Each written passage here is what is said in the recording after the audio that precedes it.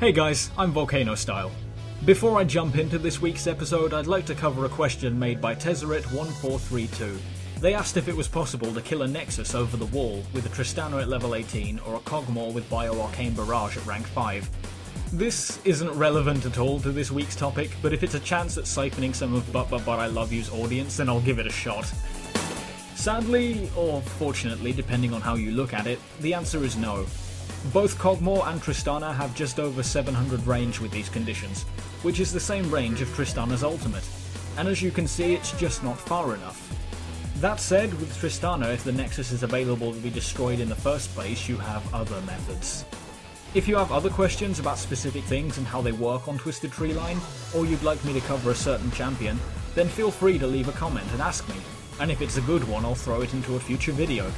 And if you private message me fan art of the ghast buff, I'll cover it even if your question sucks. Now then, today's going to be a short video since it's going to be focused on a very particular niche. But since I covered practically everything there is to know about Twisted Treeline in episode 3, it gives me time to think about what episode 5 is actually going to be about. I'm going to be talking about a particular champion and how they slot into the Twisted Treeline metagame, specifically how they fit in a way that they don't on Summoner's Rift, or at least not so well. Now, let's talk about Teemo, and why Teemo is good on Twisted Treeline. Yeah, I know, you know, Riot knows, why else do you think they're remaking it? As said before, Teemo is the most popular champion that I see on Twisted Treeline, and it has nothing to do with the fact that Teemo is essentially the game's mascot for being a little rat. Bill's rat! That sack of not fit to be a bunghole!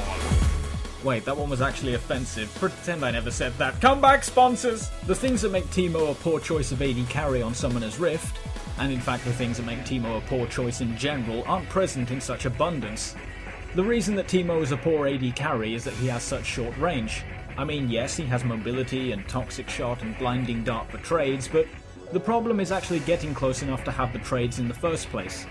Usually you'll just lose brush control and you'll get poked by an AD that has good AoE coverage like Graves' Buckshot or Ash's Volley, or they'll just use their longer range auto attacks and prevent you from getting close.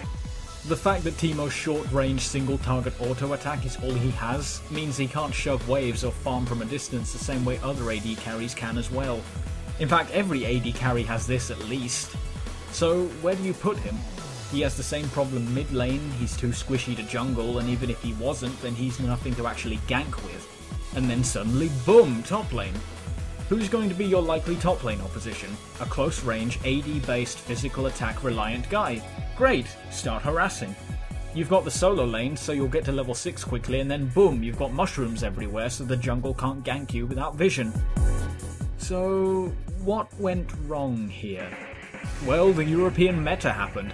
Solo top became the focus of balance and spiraled out of control, and suddenly everyone had gap closers and AoE damage and true damage and hard CC and jumps and speed ups and But luckily our little Yordle friend still had a home. A place for him to be useful. A place for him to rush a death cap and not have 9 reports at the end of the game. Because he can only have a maximum of 5.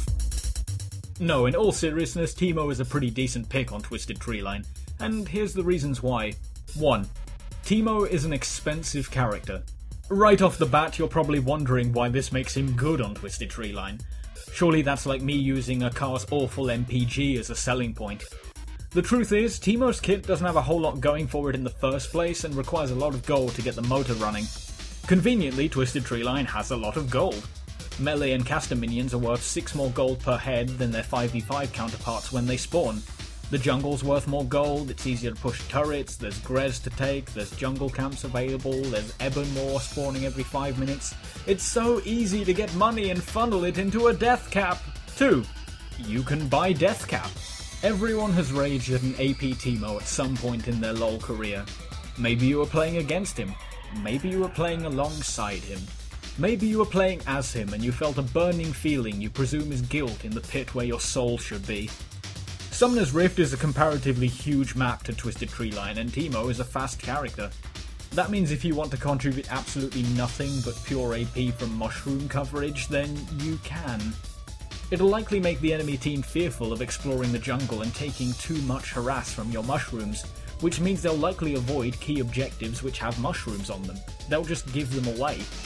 3v3 teamfights are key at any point of the game, and if the entire enemy team is at half health before the fight starts, that's good for you. I would recommend that you don't go for pure AP solely because of 3. Teemo's amazing build flexibility. Teemo doesn't even have to build pure AP to be dealing a metric ton of magic damage, even after the buffs to his poison's first tick.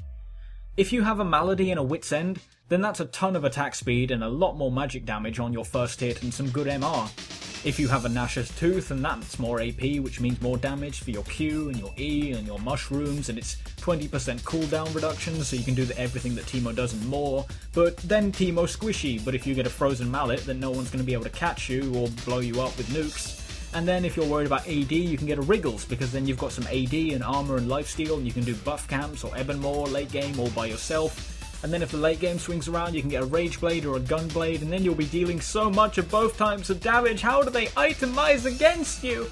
Just like Kale, where the Teemo goes on hit, tanky, AD, AP, hybrid, or any combination, he's going to be an annoyance to at least one person. You can build what you need as and when you need it, and can adjust your build depending on the enemy team and your allies. From the start, the enemy team isn't going to know exactly what you're going to be prioritizing. And in Twisted Treeline, a rule of thumb is that you want to aim to build your defense and offense capabilities simultaneously. If you shoehorn the enemy team into building the wrong type of defenses, then you've done your team a huge favour just by existing. 4. Teemo doesn't have any teamfight AoE, but that's okay. 5v5 teamfights can turn into a mess very quickly. So can 3v3s. But as stated, in a straight fight, Teemo is a short-ranged, single-target, not innately tanky or sustainable source of DPS. He has a Blinding Dart, which is really only applicable to targets who rely on their physical attacks rather than spells AD or AP based. In fact, this is stuff you already know, so let's just talk pure statistics. If you right-click on an enemy champion in Summoner's Rift, you are doing damage to 20% of their team. If you right-click on someone in Twisted Treeline, that's 33%. It's sounding better already, isn't it? Since the enemy team is statistically likely to be entirely melee-based, and at least somewhat auto-attack reliant, you're immediately more valuable than you are on Summoner's Rift because the metagame is almost tailor-made for you to counter it. And speaking of counters, 5. Teemo is the single greatest defensive champion in the game. Twisted Treeline is not a very big map. It doesn't take much effort for someone very mobile to get around it. There's a lot of strange fog of war and it's easy to get to objectives and clear them fast. Knowing where the enemy is at level 1 is a huge deal. Well, wouldn't it be great if instead of spending that 75 gold on a ward, you just had someone that could sit in stealth at Grez who could tell you if an enemy team was invading, and could pincer them in if they did? Wouldn't it be great that if instead of spending thousands on wards, you had someone who could cover the entire map in them for free? Wards that dealt damage to opponents and made you aware of where they were and wore them down and discouraged them from engaging you on anything but your terms. You know, something like this? Or maybe this? Wouldn't it be great if you had someone who could just surround a turret in booby traps so it's near impossible for the enemy team to get any sort of push going if they don't have any range? He's so fun to fight against! It's for all these reasons that Teemo is not only better than he is on Summoner's Rift, but he's infinitely more annoying than he is on Summoner's Rift. And if you're picking him, then you're making a conscious decision to make sure the enemy team doesn't have a fun game. And come on, what sort of person would make a conscious decision to do something solely to annoy people?